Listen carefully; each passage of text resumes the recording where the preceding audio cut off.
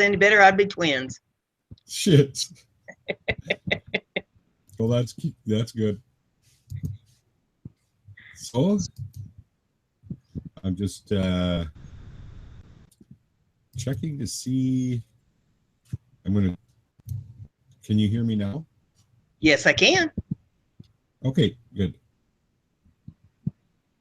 And so we're not live yet. Or are we live? I'm recording it. I've got it on private, but I am recording it. Oh, okay.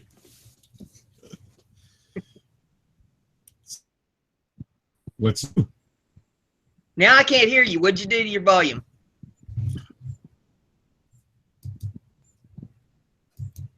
No. Can you hear me now? Yep. Okay. Technology's wonderful. Isn't it ever? Yeah. The only thing is I'm hearing my own feedback. No, you're echoing back? Yeah. Maybe if I put on my headphones, that won't happen. Let's see. Exactly. Yeah. All right.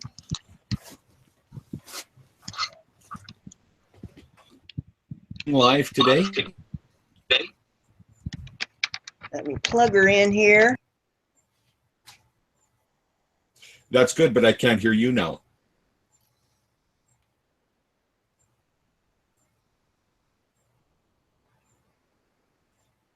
No, I can't hear you. All right. Well, Now I can hear you. Now, can you hear me? Yeah, I can hear you. Okay. All right. Okay. Needed a different jack. Yes. Yeah. So I'm not too sure. Are we live? Are we going live today, or are you just recording this?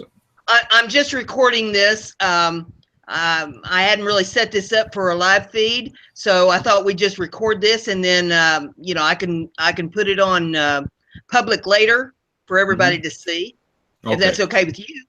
Do you crop this out, or do you? Well, I can if I need to, but I'm figuring we probably don't need to. But I hadn't really set this up, you know, for everybody to be aware of it. So I thought, well, we could just play this as a Memorex. Okay, sounds good. Sounds good. So, what would you like to interview me about?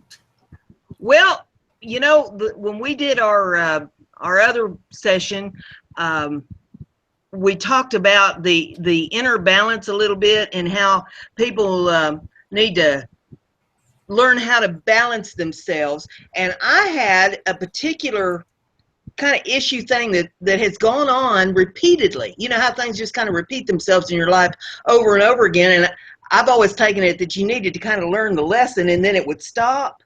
Yeah. But and I think this might, yeah, this might happen to other people too. It hasn't stopped in my life, and I don't know how to get it to quit. But I seem to have this magnetism for sociopathic individuals that come into my life.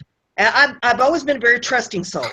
Because I'm very nice to people, and I expect everybody's going to be very nice to me too. And it turns out that that's not the way it works at all. It seems that people seek me out that are looking to cause some kind of trauma in my life, or dilemma, or steal, or lie, or cheat, or, you know, whatever nasty things they can do. How does one learn to deal with troublesome people or troublesome problems that keep repeating themselves over and over in your life that you can't seem to shake? Well, it's a very common thing, for one, and you want to take a look at the overall feeling of this type of person showing up in your life, and then you want to reflect back as to which one of the two parents or displayed that kind of behavior. Okay. What if you didn't have that kind of behavior in your family? Maybe it was something that happened after You got out from home or something, or it could have happened afterwards. But most of the time, it's displayed in one of the two. Common thing that you say with these people that show up in your life. Well, inside your head when they're there, like it's like, you know, like. Well, I'm thinking, okay, here's somebody that wants to be friends. You know, here's somebody that I can be friends with, and I can go places with, and I can enjoy, you know, going like out to eat or go to movies or go shopping or something like that. And the next thing I know, well, here's an example. One shows up at my house. He'd been after me, wanting to come over, and had things on his mind that, you know, he wanted to do things and you know, get involved in activities.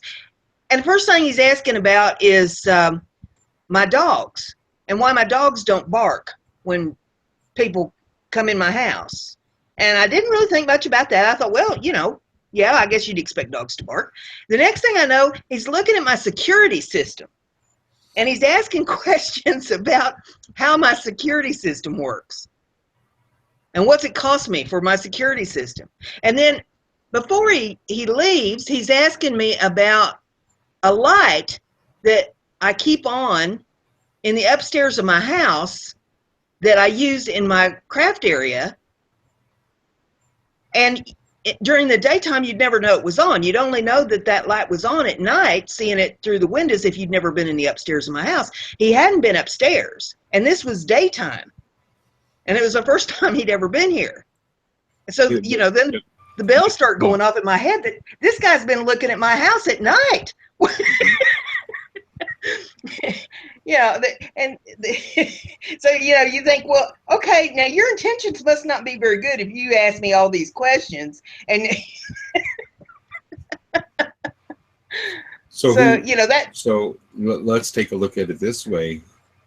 Who breached your trust as a child? And I don't know if you want to go over this over the air or not, but. Well, I don't know that anybody really breached my trust. I had a very controlling mother that she controlled every aspect of my life.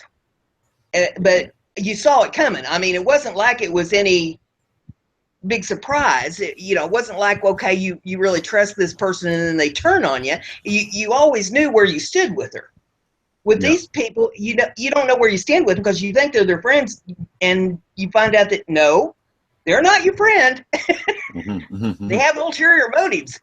So what we would look at is what is a similar experience in your childhood? What's a similar experience? Because this is, because it's repeating and it's going over and over again, you're trying to heal it.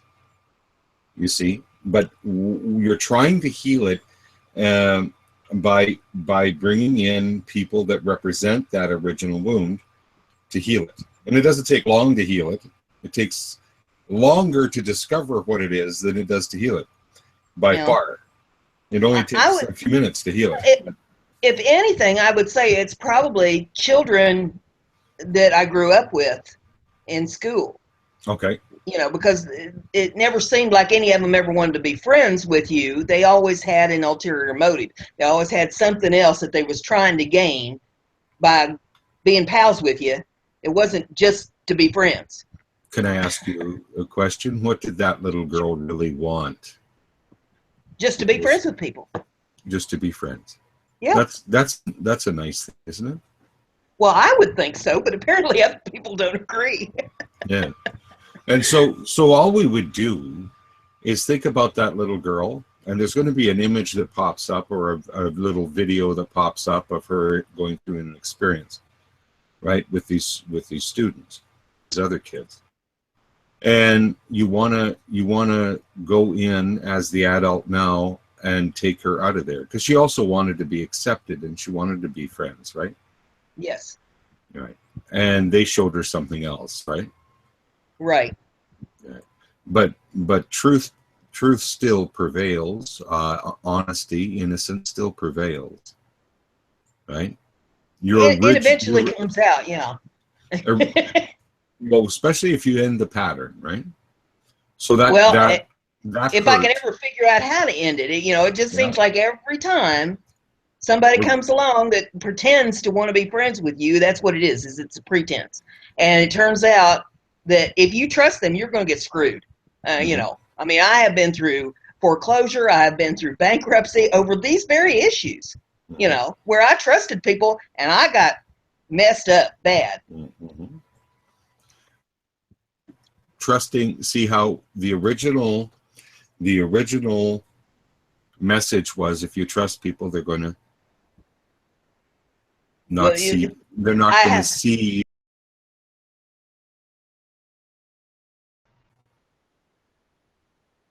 my noggin that's what happens. And so I'm finally to the place in my life and you know, entering geriatric era that that I'm finally getting it through my head that, hey, you can't trust these people. You just, you know, they're going to mess you up. that the ones that are being drawn to you, yes, and then there's many others that you can. But the ones that are being drawn to you is so that you heal this aspect. Right? Okay. Okay. And so this little girl that's there, that all she wants is to be friends and, you know, and to be seen and valued. Right? Now, as the adult, would you do that for, how young is she? I'd say it probably started when I started school, probably about kindergarten or first grade. So if you've seen a little girl that's that age and you wanted to, you walked by and she was going through that, would you just walk past her or would you do something? I think I would probably remove her from the situation. Well, then let's go in and do something. Okay. Because she's still wounded there. Okay. And she's frozen in time. She probably got quite a shock from this. Yeah. Because she probably came from somewhere else and she knew what true friendship was. Well, I'm not even sure of that because of the fact that I was an only child until I was 7 years old. Yeah. And we lived out in the middle of no place, you know, in the corner of no place and nowhere. And there were no other kids. I was on my own. And so if anything, I invented, you know, the invisible kids to pal around with. You know, you probably heard of the imaginary friends. Well, that's what I had, was imaginary friends, because there wasn't anybody else. And of course, my imaginary friends were friendly. Yeah. They did not have ulterior motives to try to mess me up. And I start going to school and I start finding out that these real kids, they're not friendly. They'll pretend to be, and then they'll stab you in the back in a hurry. Whose message was that? Was that mother's message? Is that why she was so controlling? No, I don't think so. You know, as a matter of fact, you know, she'd encourage me to be friends with the other kids because it would get me out of her hair. But there again, the only place that I could be friends with them was at school because we lived out in the middle of no place. But, you know, it wasn't like she didn't want me to have any friends, but these other kids, they all had their own friends. You know, they were from town or closer to town, so they had other people to pal around with. Yeah. And I was just the outsider. Yeah.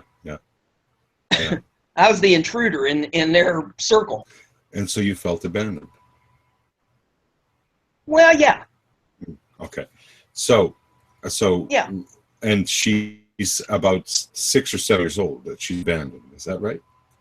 Yeah, between 5 and 7. Yeah, 5 and 7. Okay. Yeah. Okay, so when you think about her, where is she right now?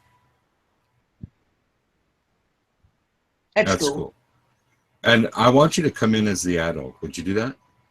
Okay. And come in into school, right into the classroom, right up to her, and take her by the hand and say, would you like to get the hell out of here? Would you like to get the hell out of here? And what does she say? Yes. Then take her out. Take her out of that school. Take her someplace nice that you enjoyed being. Okay. Yeah. Take her out there. Hand, heart. Okay. Okay. And say, and tell her some things. What does she need? You're going to be okay. Yeah. Tell her that you're going to be there for her. I'm here for you. I want to be friends with you. I want to be friends with you. Okay. And does she like that? She's apprehensive. She's apprehensive. Ask her what would take the apprehension away. Trust me. Mm-hmm. She says for you not to hurt me. Okay. And just share with her that you'll never hurt her. I'll never hurt you. I want you to take your hand and actually put it on your heart and give her a hug. She needs one. A real one.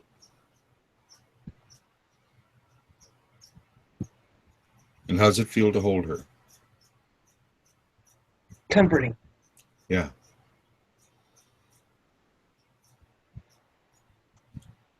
Now, for her to feel good and for her to come out of this frozen state where she's repeating these same patterns again and again, because that was shocking, right? That these kids were like this. Right? Yes. You need to be her good friend. Yeah.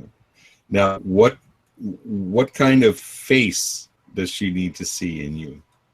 You know, smiley eyes, unconditional love, that sort of thing?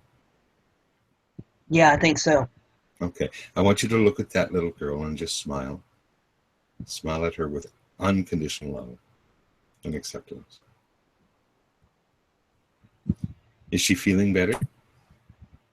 I think so. What kind of words does she need to hear? Words. It's not going to happen anymore. Okay, it's not going to happen anymore. We're going to do this, and you fill in the blank. You and I are going to do this. You and I are going to make it all go away. Yeah. And we're going to make it all go away and step into what? Where are we going? We're going to happiness. Pardon? Happiness. Happiness. Okay, happiness. We're stepping into happiness. Okay? Yes. Okay. And does she like that? Yeah. Okay. Now, what does she need to feel? Security. Okay. You just hug her some more. And tell her that you'll keep her safe. And also give her the freedom to play. Yes. Okay. And does she like to play? Yeah. Yeah.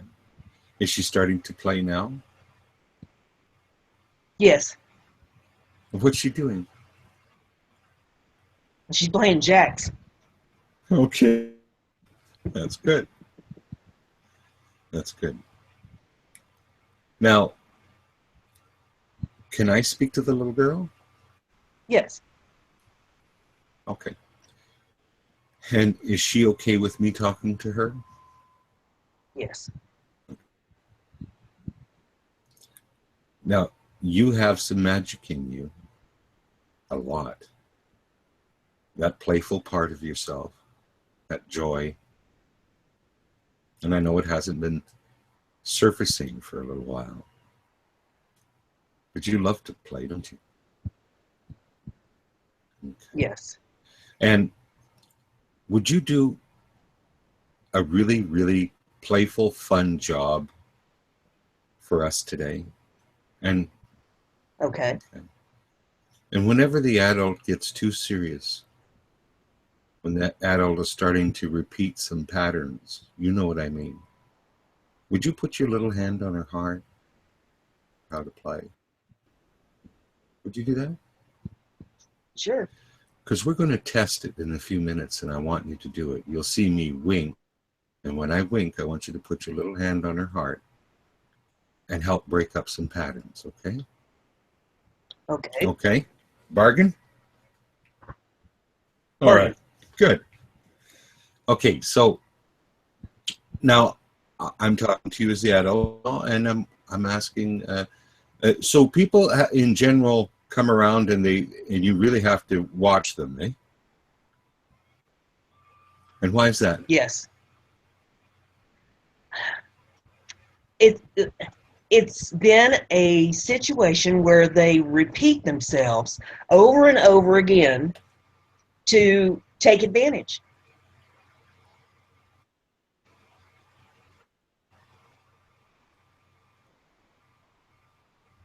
What are you feeling?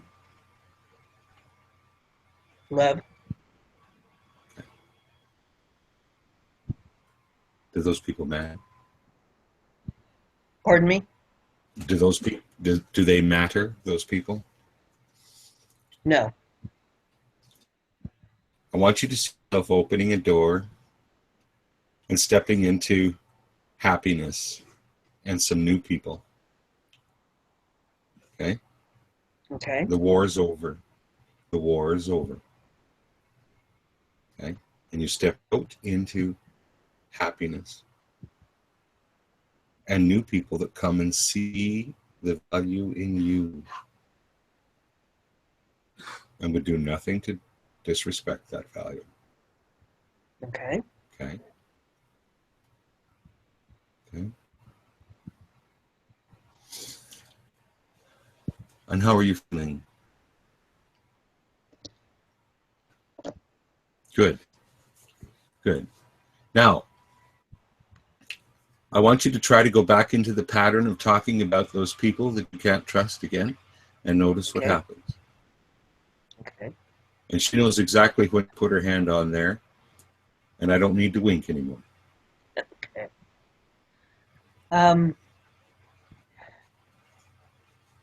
I just don't even feel like I need to talk about it now.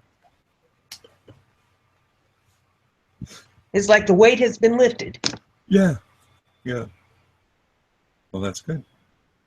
At some point, you'll even laugh at it. You know? Yeah, and that has been a hard journey. I try to find the comedy in everything. I tend to be kind of ornery, and it gets kind of difficult when people cost you so much. Yeah, yeah. But you know what feels really good?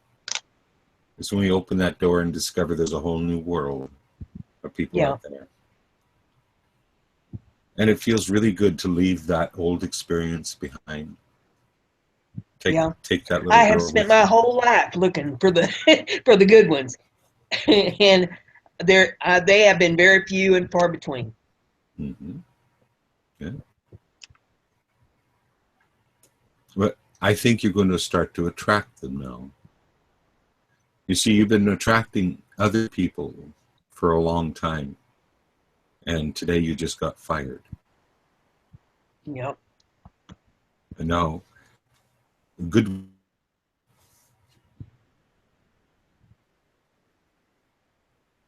That would be a welcome relief. So you don't have to heal any of them. Yeah.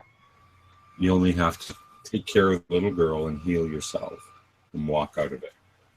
Okay? Yeah. And I think that has also been an issue too, is that I've always felt like I needed to take care of other people. And wow, that's been a big problem. You needed to take care. No.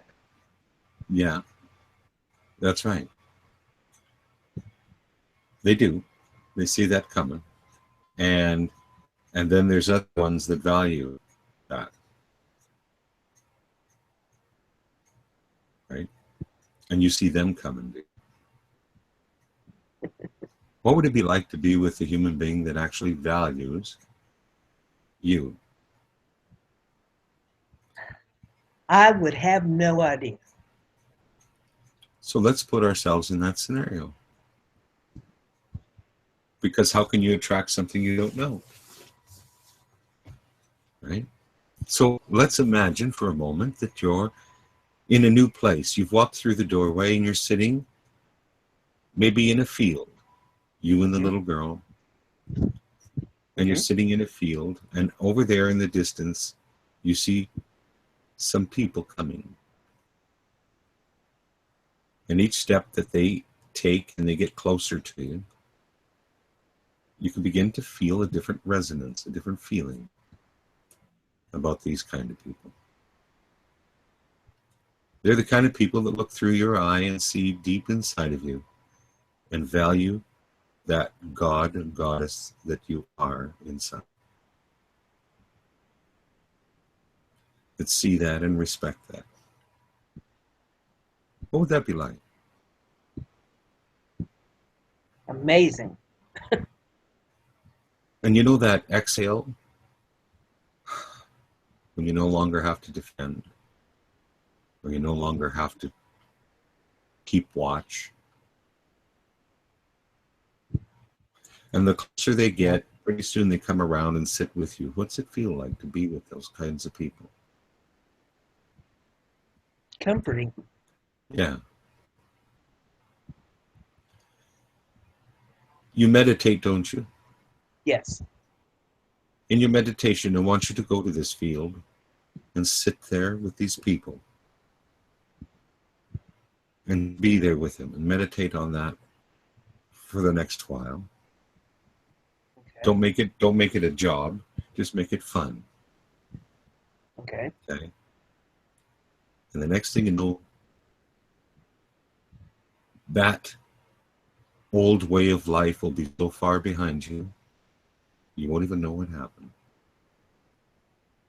And new people will be in your life that value who you are, just like you value them. Okay. Okay?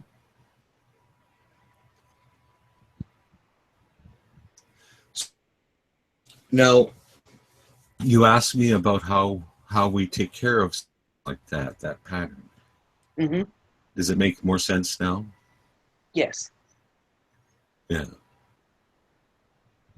Yeah, I had been attempting to figure out, where it, because, like you say, it usually comes maybe from a parent, but I didn't have those issues with parent, and so I couldn't determine where it came from. But coming from school makes a lot more sense to me.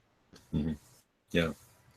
And the feeling of being abandoned, because you had your world there where you were in the country. You had your world. You had this, and you were ejected out of your universe and plopped into the school system. It was by law then you had to do that. Right? Yep. And I lost my grandpa at the same time. I was starting first grade, and I was grandpa's girl. Mm-hmm. And just as I was starting first grade, it was like the first day of school, first or second day, and my grandpa passed away. And that was abandonment. Yeah. It's your left shoulder. Which shoulder does he have? I want you to notice your right shoulder and your left shoulder. Just notice. Okay. Mm-hmm. And which shoulder does he have his hand on right now? Left. And put your hand on his hand.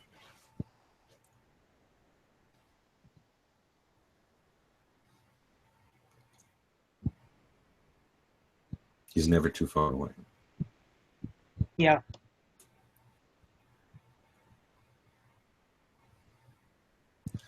We, at times, when we're young, we were taught that when someone passes, that's it. But that's not it. They've just changed form.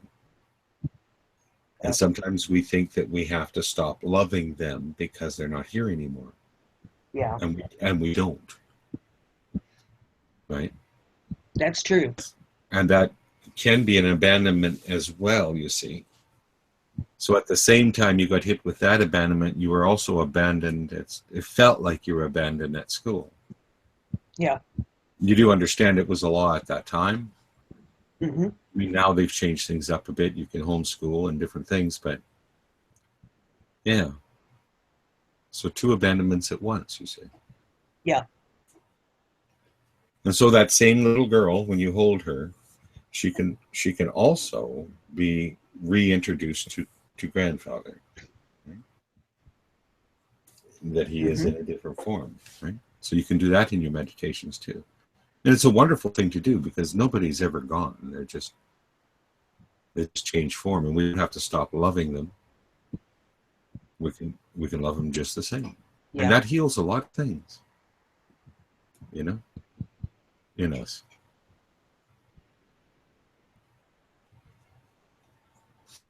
How are you doing? How do you deal with the death of someone in your life, a family member in your life that along with, and you're kind of glad to see him go? Mm-hmm. I mean, you know, there's a certain amount of guilt there that you shouldn't feel that way. Yeah. But being honest and authentic to yourself, you know that they were causing a lot of irritants. Yes. They have to own their part in that too, right? You know? Yeah. That here you go, you have created this much irritants in somebody, and, you know, and now you're gone, and, you know, not too many people... You know. Good riddance. yeah, kind of thing. Well, that's their manifestation in life, right? They manifested that. That's not yours. You're just being honest. You know, if you take your hand and put it on a hot burner, you're going to jerk it away, aren't you? Yeah. Some of these things are just simple responses to people. I mean, what are you going to do when they don't want to change or accept love or do anything like that? What can you do? Yeah. Right. Yeah.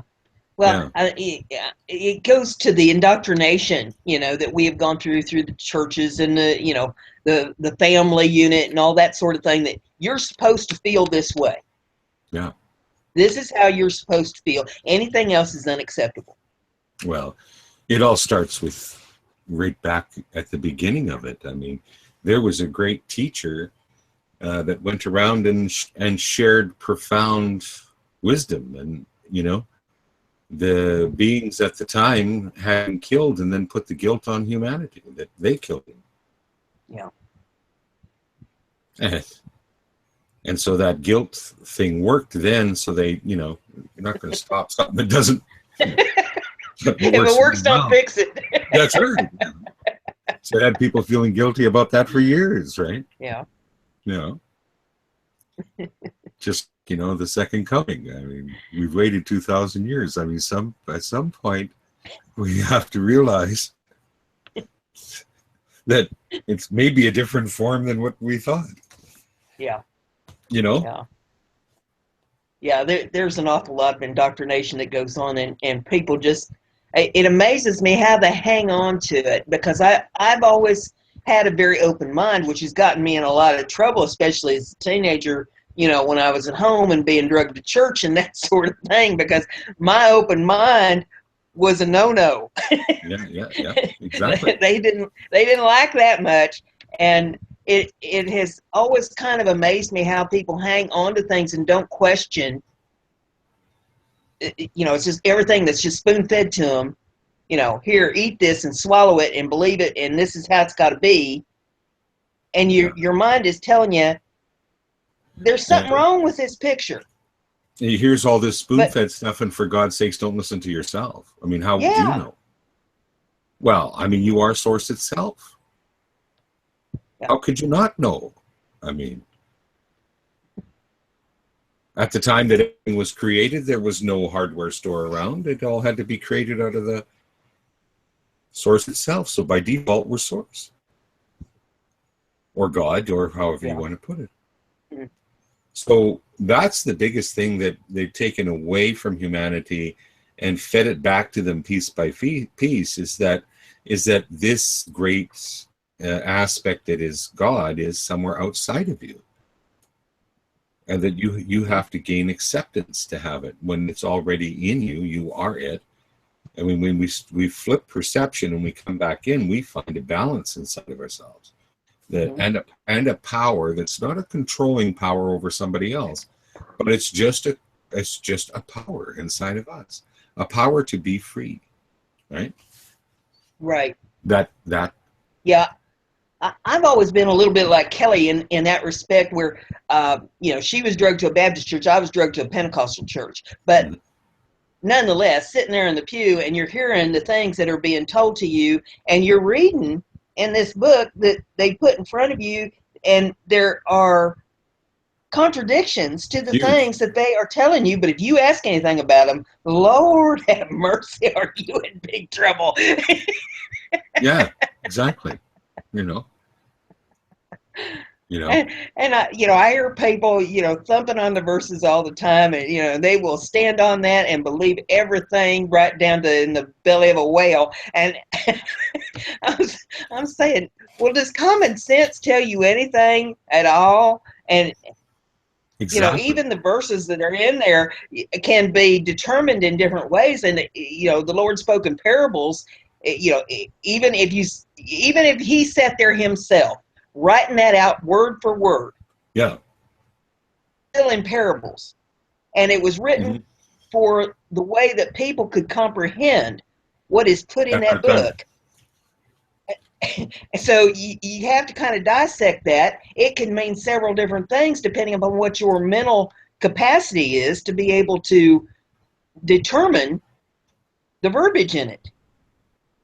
But yet people will take that and just beat you to death with it. And, anything that's said to you, you're going to hell, and you're blaspheming and this, that, and the other thing, And I think, well, okay, if that's the way you want to believe, that's fine. But you're not going to beat that into me, because I have my own beliefs on how things work. Well, the thing is that when the Pope himself comes out and says there never was a hell, it was just a way to get people to walk down the narrow road. Control issue.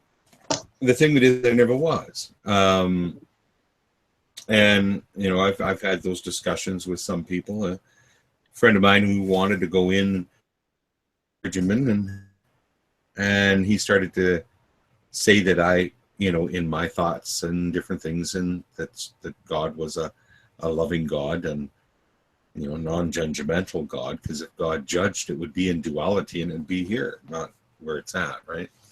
So right. And then he started to hammer me with a few things. Oh, you're going to hell, all this. I says, by the way, is it do you think it's against the law if your cat scratches you that you set on the fire? Well, I guess so. But it's okay for your God to do that. Is that right? And he goes, I says, yeah, it's your God. I don't want that God. That's right. I got a different one. Right? Yeah. Something like that for a mistake, right? Oh my goodness. They talk about love. Yeah. But they don't know how to show it. And it's like, well, you can only be loved if. Yeah. And I'm saying, where's the unconditional in that? Yeah. It sounds to me pretty conditional. If I have to follow this whole set of rules in order to get love, I thought it was supposed to be unconditional. Yes. And it is supposed to be unconditional. Love and allow all people to be the way they are. And then you love and allow yourself. Because that's the byproduct of loving and allowing everyone else. So if this person wants to do this or wants to do that, you just love and allow them to do that. Right? And you'd be right if they're trying to do something onto you that you don't want to say no. You have the right to say no, and that's loving you. Right? Yeah. Right? Like attracts like. Like attracts like, and like attracts like in experiences too. And a lot of people don't realize if they sit there practicing arguing with somebody in their mind, they're fighting over something that they could stop for a moment, take a deep breath, exhale, and how quick would it be for you just to manifest whatever it is that you're trying to get? Mm-hmm. Then there's no need to fight. See, it all ends up being kind of like an unfoldment of ourselves as we go through higher and higher levels. We realize, and these aren't difficult for us to go through at all, and that, you know, they aren't cryptic or anything else. I mean, you can take a look at what they taught us in you know, garden, the golden rule, you know, basically. Mm-hmm. And it still fits. I mean, you can have everything that you want, as long as you're desiring what it is that you want, and you're not hurting anybody by getting that. Mm-hmm. And then you literally manifest yourself right out of all sorts of different, what I call dimensions, which is, you know, I'll explain to you that you were once in a dimension not too long ago here where you had to watch everybody, but that's a dimension. And you can float out of that dimension through that doorway and experience something new. Now you're attracting something new. And the more you think about that, the more it shows up in your life. It's just, and you get to see how magic this life is. Mm-hmm. We don't have to argue and fight over anything. All we have to do is come back into our true nature and learn how to manifest what it is we want. Without having to take it from somebody, we can just manifest what we want. And I think sometimes too, sometimes you have to give something up in order to get something better. Mm-hmm. Have you found that? That's right. Just like, for example, with what you just experienced, you had to give up, right? You had to give up that those people that trick you and whatever are the only people in the world. Mm-hmm. You had to give that up to step through the doorway to experience something new, right? I have to give up things, patterns, ways of thinking, give up. And I'll share with you, you can metaphorically do this in your own living room, and who cares? Nobody's watching. Is set it up where you have an imaginary door in front of you. And you take everything that represents a reality that you want to let go of. The overall, all you have to do is go down to the overall feeling of it. What is that feeling? Well, what if you could take a deep breath in, exhale, and drop that feeling on the floor, open the door, and step through into a new feeling? But you also have to create the new feeling on the other side. So you're stepping into the new created feeling, which is joy, love, Mm-hmm. whatever, right? So as you drop this off, walk through, step in, and take this on, literally, that is a prayer. Greg Braden talked about that. He talked about that the Native Americans praying for rain. They didn't pray for rain. They prayed rain. They became the rain. They became that concept of rain. They felt it on their face. They pretended that they were mushing in the mud and all of that. Become it, right? And so you step out of one that you were mushing around in.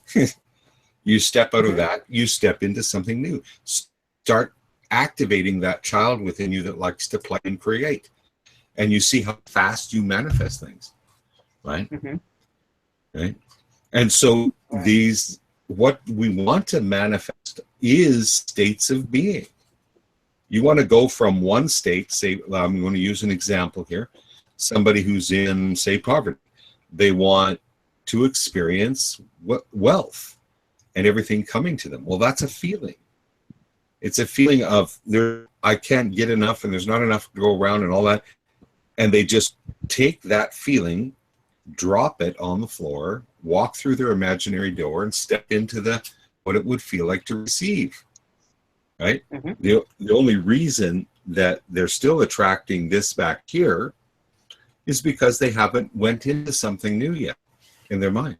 And as soon as they do and they feel that, then it starts attracting more. The more you make that the dominant feeling, the more it happens.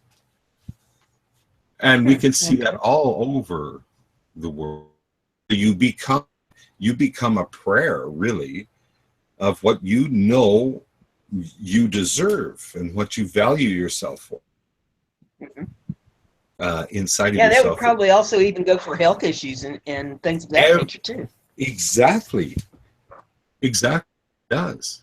Because we get stuck. We get stuck in the swirl of the health issue.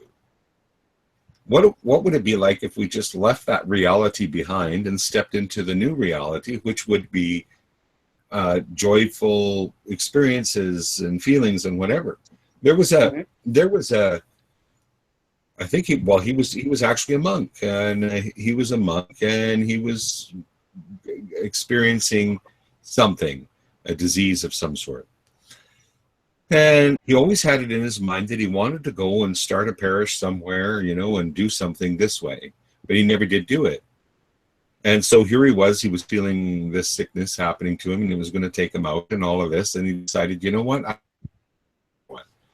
Goes off and he does it. And he went off and did it, and he healed, because now there's new expectancies. There's new things. There's new ideas. You know what I mean? Instead of sitting here swirling in this, right? He stepped out and into what he wanted to do. Anyway, despite whether he was going to go or not, right? And what ended up happening was he healed. Yeah. Right? Yeah, I went through a situation very similar to that with finances. And, after I went through total financial devastation, I manifested not wealth, but at least healing in the financial realm. And I ended up out of debt, my own home, my own vehicle. Now, but I had to leave all that behind. Now, if you had... Yeah, you had to step into what would it feel like.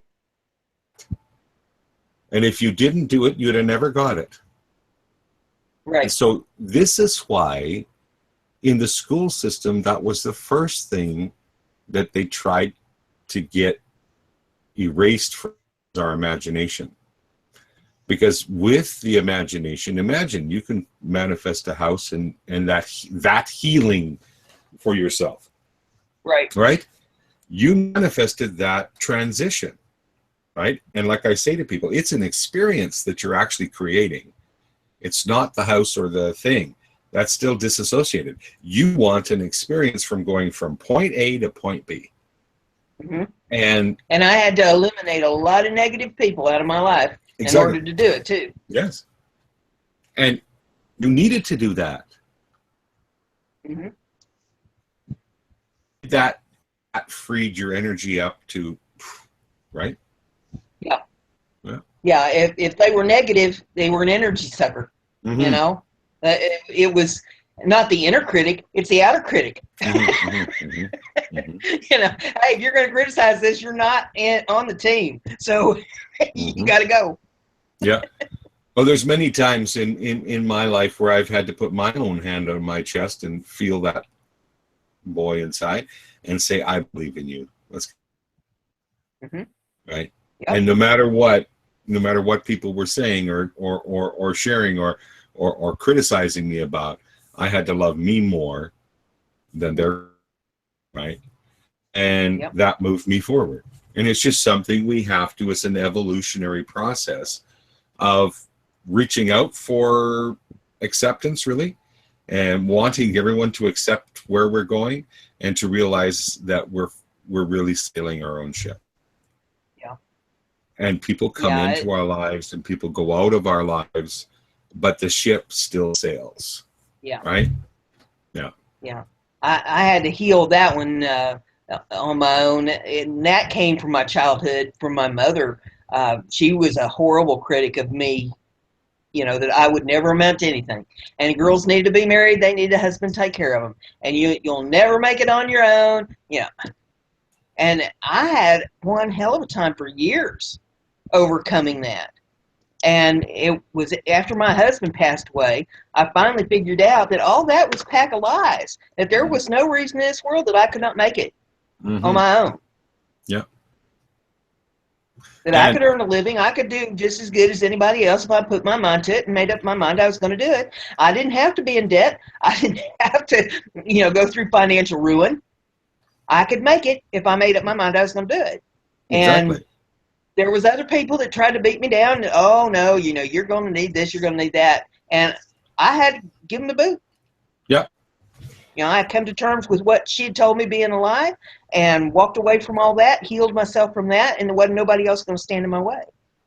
Exactly. And I think that a lot of folks have that issue. They don't come to terms with the lies that they have been told or the criticism that they have been given, and they just swallow it hook, line, and sinker that this is just the way it has to be. And okay, if that's the way you made up your mind it's going to be, that's the way it's going to be. It doesn't have to be that way. You and I both know that if what everybody said, hits you in the craw, and you go, especially when you're stepping out, and that's the first thing that starts, gnawing at you, is what other people said, right? It starts gnawing at you. Yep. And you have to go past that and realize that it's just the programming.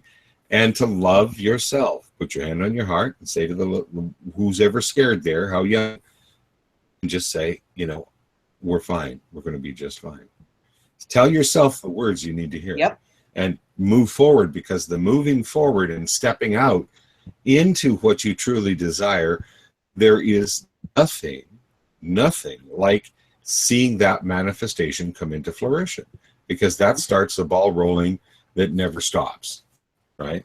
Because now you're out of what other people think of me, and you're into, what, I can create lovely things for myself, right? Yeah. And then I could teach other people how to create lovely things for themselves. Yep. I tell people that they need to have a positive conversation with the face in the mirror, and they need to do it at least once every day. Yeah.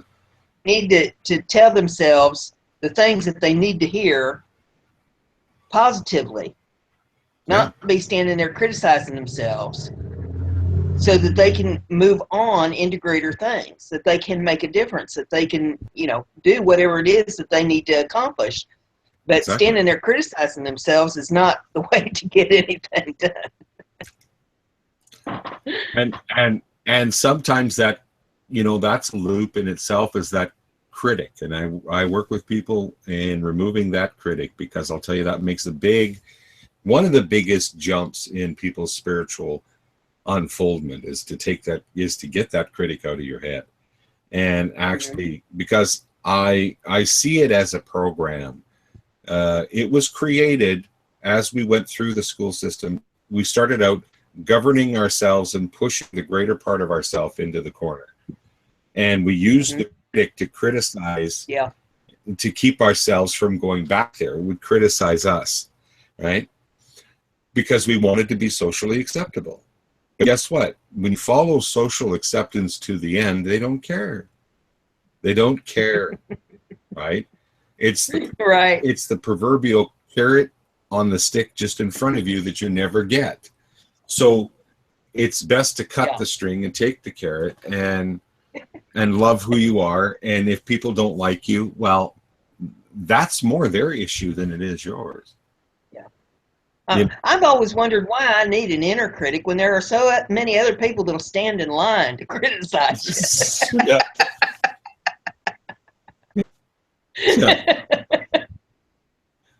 They'll take a number. I mean, you could get one of them things off the deli counter and set it at the door, and they just stand in line, take a number. And then, when we start to laugh at it like this, and we start to laugh at them, you know what I mean? Yeah. And they criticize you, and you look at them and you start to giggle. I'll tell you, nothing deters somebody more than somebody giggling at them when they're criticizing you.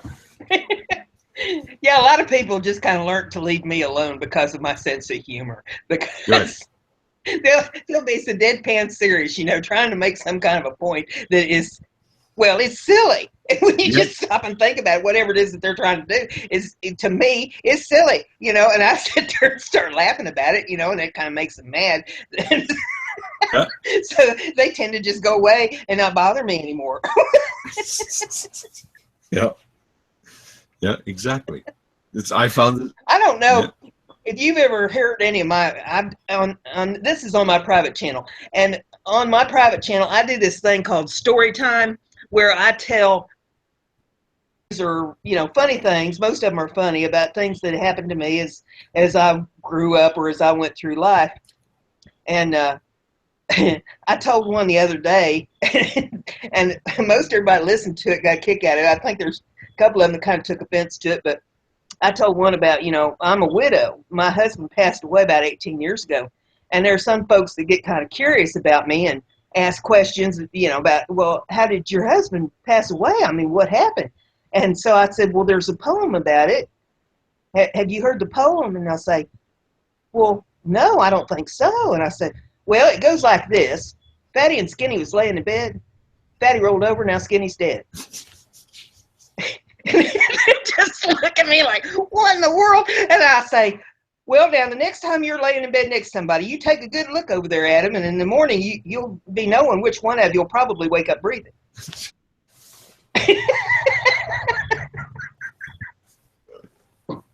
But you got to find some humor in things. I mean, if you go around crying all your life, crying and whining about stuff that's happened to you and, the things that you've been through, well, that's all you'll ever get done. You got to find some humor in things. And I think there's an awful lot of people that have lost their sense of humor.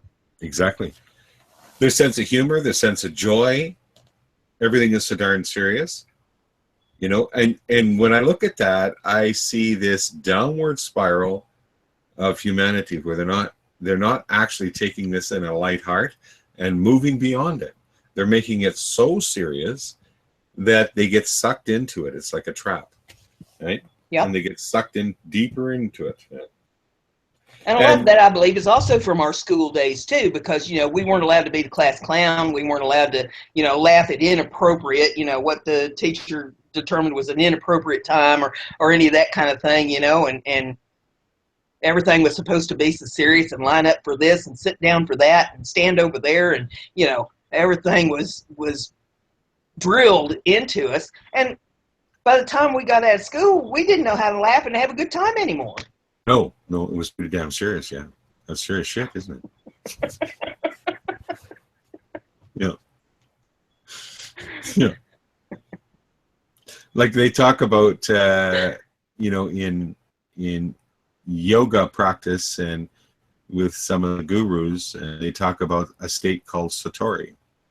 And what happens is when they reach the state of Satori, they start to laugh and can't stop. They just laugh and laugh and laugh and laugh. And in that state of Satori, everything, all the patterns, it's just so funny. And I've been there a couple of times in my life, and I've had people walk up because I was laughing and I wasn't even eating. I didn't even care if I ate. People were bringing me food. And I was just laughing at them. What am I supposed to do? Put that in my mouth? Right? They even, slapped me up to try to get me out of this state, right? Because they weren't aware of where I was, in this state of Satori. And it was just hilarious. I'm looking at them, they're mad and they're slapping me, and I'm laughing even harder because the look of anger on their face, I can see the patterns behind it and why they're angry, because they don't, they got very accustomed of me being a certain way, and if I float out, you know what I mean? They get insecure about themselves, so they're going to slap you. Anyway, it was just a funny thing, to watch this, and yeah, you don't want to laugh at somebody who's angry, but yet that's the best thing you can do is just look at them and just start to laugh, just belly laugh at the anger that they're displaying. Yeah. I know that some places that's a dangerous thing to do, but laughter is good for your health. It is. It's very good for your health. They talk about cancer patients should watch comedy movies, and learn to laugh more, because sitting around so serious and depressed is bad for the stress level. Right. Yeah.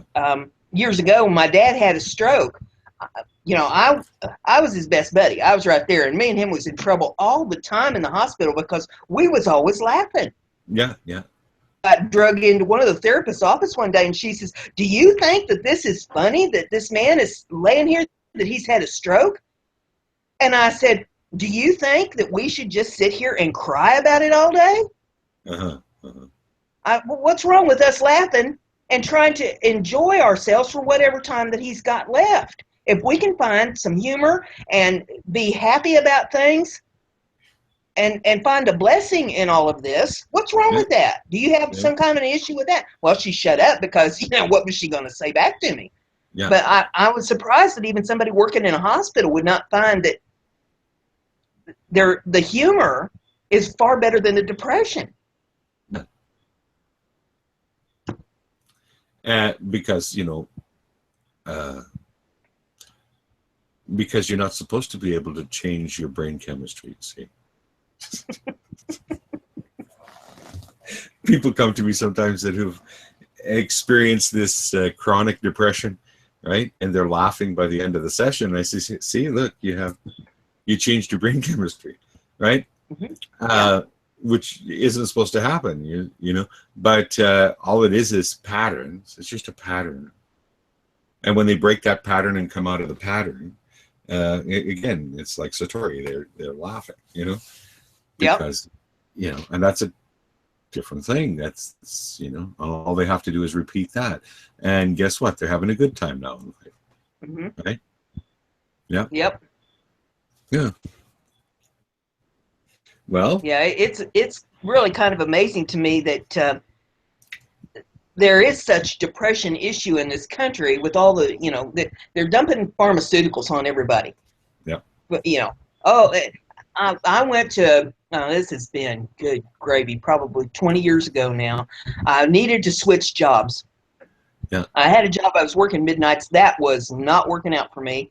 And I was in a factory. I wanted to get in an office job. So I went to the doctor to get a 3-day pass off so that I could get a little sleep and actually look for a real job and get out of this mess I was in. So I go in and talk to her, and I said, I need a 3-day pass from you to get some time off. This is just stressing me out too much. And she was Johnny on the spot wanting to write me a prescription for something, some, I don't know, it was Prozac or what the heck she was wanting to write, but she wanted to write me a prescription for depression. I said, I don't need anything for depression. What I need is a new job. Yeah, now, unless you can write a prescription for a new job, I'm not interested in talking about that. You just write me the pass off from work. I'll take care of the rest of this on my own. She says, now, are you sure? Because I can write you a prescription. I said, I don't want a prescription. I don't need a prescription. I just need a 3-day pass from work and a new job. That's all I need. So, wouldn't that be something?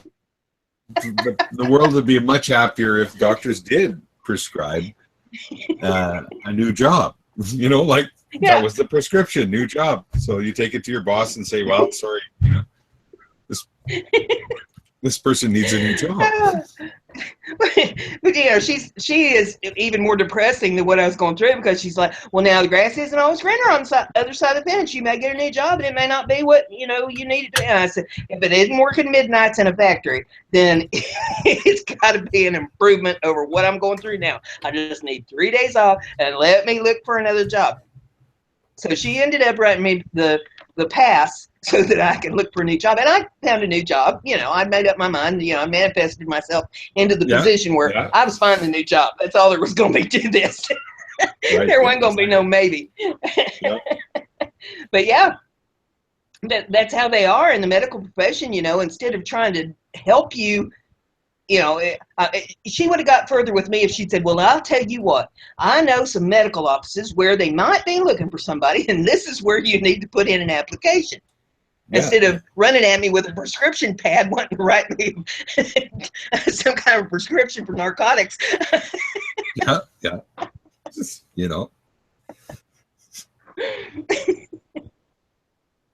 But that's the mentality of things anymore. Everything's push a pill at you, and instead of trying to teach people how to better themselves, manifest themselves, get a sense of humor about things, find something good to balance yourself with. I do that news show every day, and I tell everybody at the end of it, go out, kick your shoes off, stick your feet down in the grass real good, and take a breath of fresh air. Yep. That's going to do them more good probably than anything else they do all day. Did you did you see that documentary with those with that fellow that in Alaska? It's called the documentary is called Grounded. No, I don't think I've seen that one.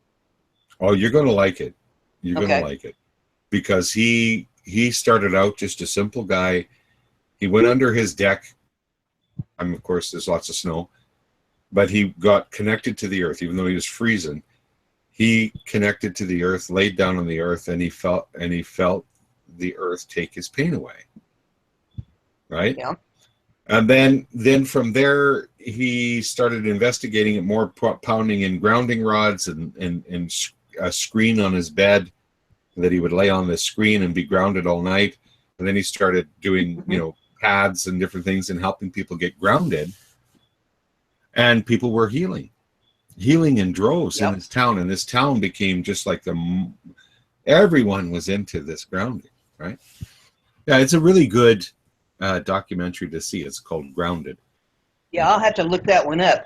I think we're probably going to need that for everybody before this is all said and done, with the way, the earth is just being destroyed between, the fracking and the pollution and the nuclear plants leaking all over everything, and bombs going off places, and good gravy. Oh, yeah. Water supplies being ruined every place you look. I forget now, because the story all changes, but the length of time that human beings have been on the planet compared to the timeline of the planet is very, very brief. Right. It's in comparison, it's like a minute. We've only been here compared to the age of the planet, right? This group of us. I mean, I'm not convinced that there haven't been many, many, many groups before. Things to an end, whether it's an ice age or, whatever, meteor blast or, God only knows what. But I think there have been many, many, many, many groups of humans. So do I. At various stages of, I don't know if you want to call it evolution or, technical advancement, what have you. I think that some of them have been far more technically advanced than what this our present group is. Way more, yeah. There was a time when light was used like oil and gas is now.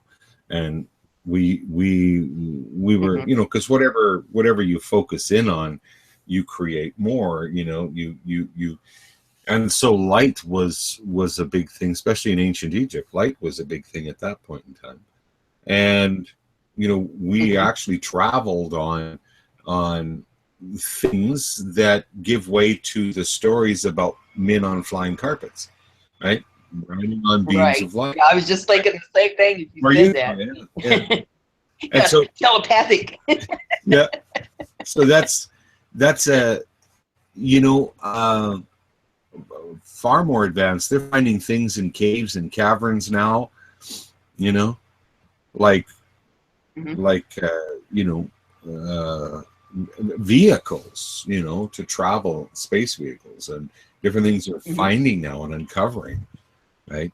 Like, that back in, it was, I would say probably early 40s, maybe 30s even, that Stargate SG-1, remember that show? Right, yeah. That ring? They found that ring. They actually found that ring back then in Egypt, next to around the pyramids, or in the pyramids, one of the two. But they found that ring. So then they make a show of it later on, and it was a Stargate. It is a traveling device, right? And so, I mean, that's advanced, That's pretty advanced. Yeah, there are people. There are people that say that they have come up against portals even now. Yeah. Right in their homes, where some portal will just open up. They don't know what causes it. Yep. But they've been fortunate enough not to get sucked into it. And I'm thinking, is that fortunate? Yeah. Yeah. Yeah, exactly. I mean, if I just suddenly disappear, you'll know I found one. Yeah, exactly. Yeah. Yeah.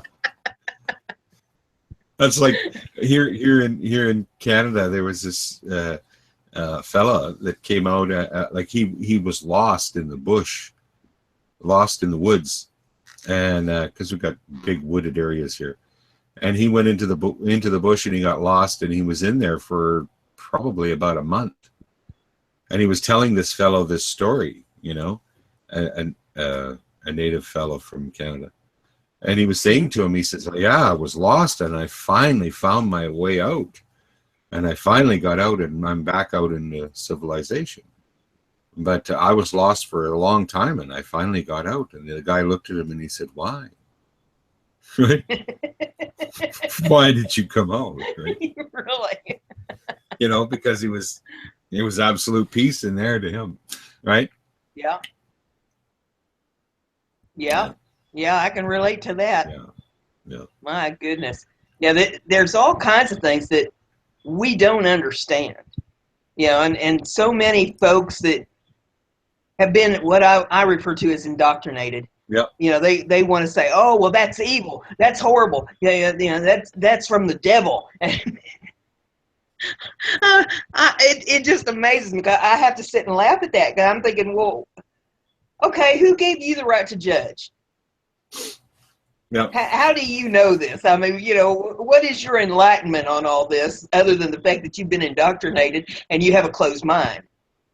Well, this is it. I like to open my mind up to all these, I don't know, all these stories, all these things that we've been told, or, I mean, it might be a fairy tale.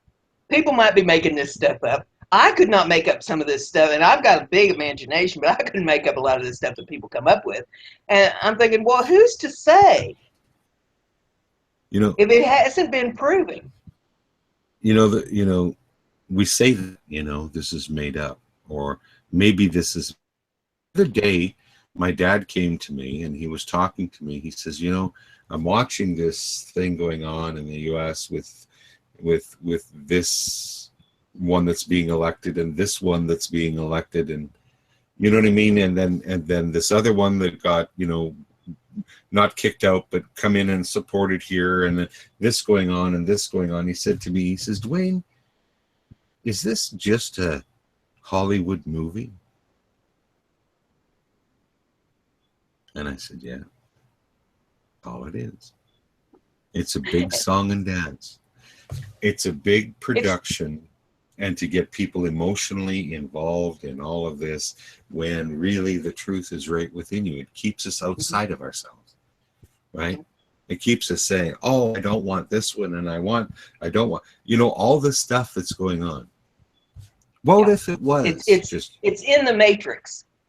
Yeah. I look at it as that is in the matrix, and people will get so wrapped up in all this. And while, I do the news show every day, and I bring up all these issues of all this stuff that's going on, but I'm very quick to tell people, going on down there in the matrix, if you're up here sitting on this wall with me, watching all this stuff go on, you don't have to be part of this.